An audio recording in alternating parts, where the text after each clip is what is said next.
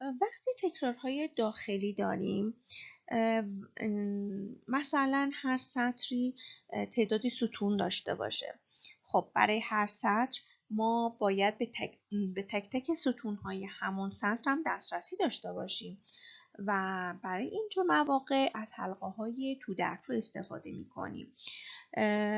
مثلا یکی از مثال هایی که خیلی خوب میتونیم برای این حلقه تو در تو داشته باشیم، فرض کنید ما 20 تا از دانشجوها رو انتخاب کردیم و میخوایم از هر دانشجویی نمره 3 درسشون رو بپرسیم، نمره 10 درسشون رو بپرسیم. خب یک حلقه بیرونی میخوایم برای تک تک این دانشجوها رو که بره بشماره که 20 تا هستن، و یه حلقه داخلی که از هر دانشجویی نمرات 10 تا درسش رو بپرسه. پس تا حلقه داخلی که 10 تا درس هست رو از دانشجوی اول بپرسه و تموم که شد، بعد حلقه بیرونی دونه بهش اضافه میشه و بعد باز دوباره حلقه داخلی که تعداد درس های اون دانشجوی نفر دوم هست تموم نشده، حلقه بیرونی چیزی بهش اضافه نمیشه، یعنی وارد سوال کردن برای دانشجوی سوم نمیشیم ما. پس نکته حلقه‌های تو درس اینه که حلقه های بیرون داخلی باید کاملا تموم بشن تا حلقه بیرونی یه دونه بهش اضافه بشه. پس این نکته حلقه تو درسه. خب بیا ببینیم حلقه تو درس چجوری اجرا میشه. فرض کنید من 2 تا حلقه تو درس نوشتم، یکی از 1 تا 3 و حلقه داخلی از 1 تا 4 هستش. خب در واقع شما حلقه داخلی تا این جیمون رو گذاشتیم، از 1 تا 4 که تموم شد، حلقه آی یه دونه بهش اضافه میشه. خب حالا میخوایم ببینیم کل تعداد بارهایی که این حلقه تکرار میشه چند باره. میگیم 3 4 تا 12 تا. 12 بار این در واقع دستورات داخل حلقه اجرا میشن. مثلا فرض کنید برای سطر ستون ها خیلی حلقه های تو در به دردمون میخوره، کاربرد خیلی خوبی دارن. فرضاً میخواید بگید که 3 تا سطر باشه و 4 تا ستون، پس برای سطر حلقه‌ای بیرونی بذارید و حلقه داخلی که جی هست برای ستون در نظر بگیریم. و یا همونجور که گفتیم برای دانشجوها تعداد 3 تا دانشجو میخواید از هر 3 تا دانشجو 4 تا از درساشو بپرسید و اون 4 تا درس در واقع میشه همون حلقه داخلی جی. حالا ما گفتیم تا حلقه داخلی جی تمام نشده، در واقع حلقه آی چیزی بهش اضافه نمیشه. پس جی باید تا آخر بره و تموم که شد بعد حلقه بیرونی اضافه بشه. فرض کنید توی این برنامه میخوایم ببینیم چی کار انجام شد، داریم انجام میدیم.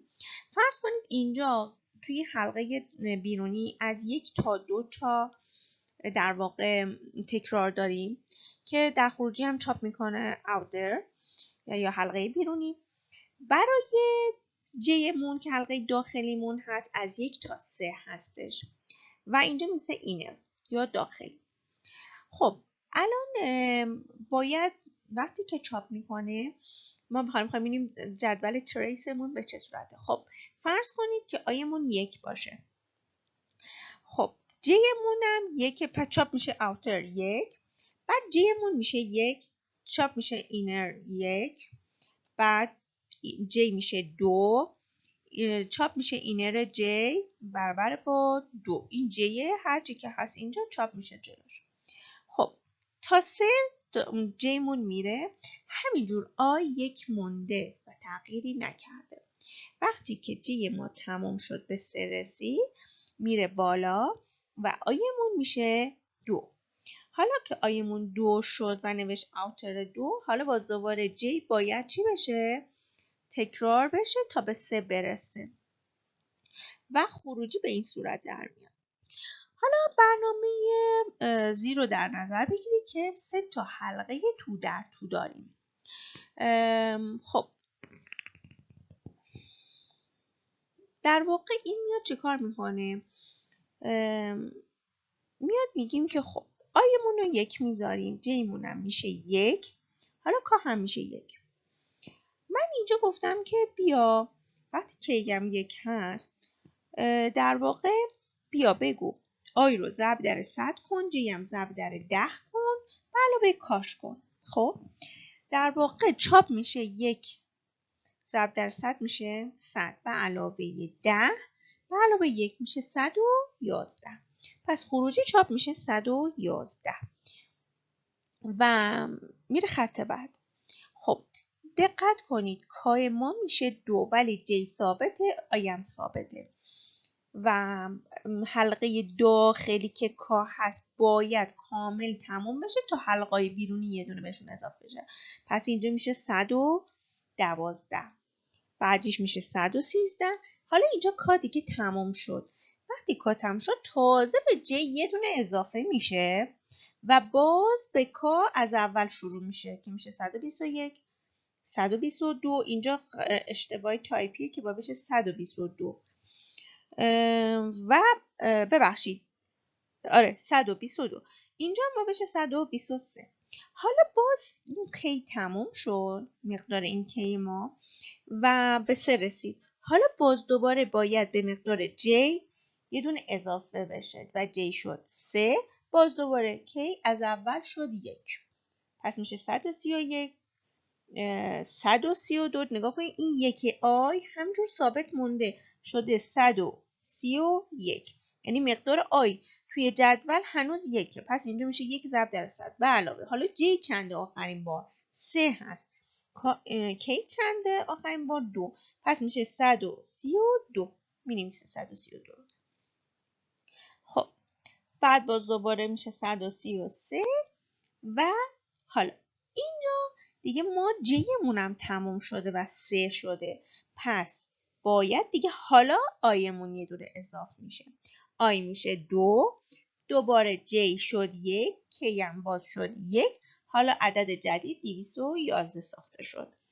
حالا باز دوباره باید کی ادامه پیدا کنه تا عددهای مختلفمون رو بنویسیم. حالا گفته قسمت ب پس این برنامه‌ریزی با اعداد 3 رقمی 1 2 و 3 کل اعدادی که ما میتونیم با 1 2 3 بسازیم رو میتونه بنویسه و برای ما چاپ کنه. 111 112 113.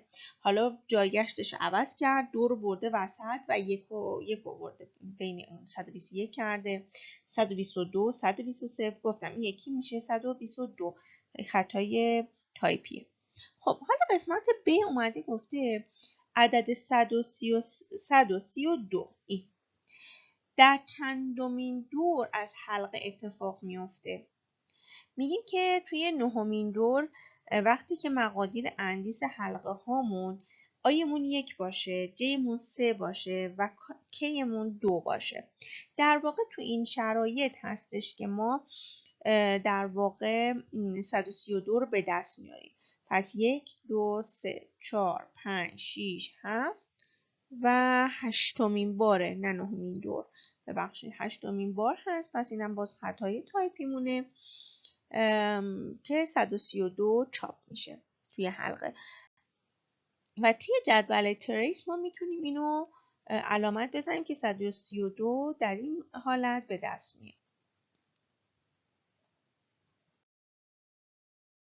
تمرینی که برای حلقه های تو درتو داریم. اینجا گفته شده که برنامه بنویسید که جدول ضرب اعداد زوج رو فقط اعداد فردشون رو چاپ کنه. مثلا شما میگی 1 2 تا 2 تا 2 3 تا 6 تا 2 5 تا 10 تا. خب در واقع میخواد بیاد بگه چی؟ شما مثلا میگی 2 5 تا 10 تا خب یا 2 3 تا 6 تا اینا زوجه. خب برای ضرب اعداد از حلقه تو درتو معمولا ما استفاده میکنیم. مثلا 2 ثابته و یه فور دیگه میخوایم برای شمارش ستون هامون که اعداد 1 تا 10 باشه. فرض کنید من میخوام بگم 2 1 2 تا 2 3 تا 6 تا 2 5 تا 10 تا 2 7 تا 14 تا 2 9 تا 18. خب پس یه حلقه آی میذارم که فقط 2 باشه، ضرب اعداد زوج رو در ضرب اعداد فرد کنه. یعنی در واقع 1 3 5 7 9 در 2 ضرب بشه و بعدیش مثلا در 4 ضرب بشه. به این صورت واسه مثال رو اعمال کنیم. خب برای اینجور مواقع ما میگیم خب فار بیرونیمون که آی هست از 2 باشه تا 10 به صورت 2 تا 2 تا بره. یعنی چی باشه؟ زوج باشه. جدول ضرب 2 4 6 8 10. خب ولی میخوایم این ضرب های زوج که انجام میشه فقط اعداد فرداش نمایش بده. یعنی 1 3 5 7 9. پس حلقه داخلی رو ما میایم از 1 تا 10 میگیریم ولی بازار اندیس 2. چرا؟ اینجا الان میشه 1 بعدیش میشه 3 بعدیش میشه 5. دقت کنید چون مقدار اولیه 1 بعد 2 تا 2 تا اضافه میکنیم میشه مال اعداد فرد. ولی بالا چون مقدار اولیه زوج بود 2 تا 2 تا اضافه کنیم میشه مال زوج. میشه 2 4 6. خب حالا حلقه داخلیمون که میشه 1 3 5 7 9 در واقع داره میگه بیا هر چی که مقدار آی هست رو ضرب در جش کن. پس میشه 2 1 2 تا و برو دیگه تب بزن و فقط همین دستور حلقه برای حلقه جی هست. دقت کنید آکولات نداره. پس به صورت فاصله های مرتب به صورت تبار شما جدول ضرب 2 رو فقط اعداد فردش رو نشون میده. یعنی مثل 2 بعدی مثل 6 بعد 10 14 و 18. خب اینجا که تمام شد جی ما که رسید به 9 و تمام شد پرید از حلقه جی بیرون میره خط بعد. یعنی این دستور سی اوت خط بعد رو اجرا میکنه و بعد آی ما میشه چند؟ میشه 4. چرا؟ چون آی ما اینجا 2 تا بهش اضافه شده. قبلا 2 بوده میشه 4.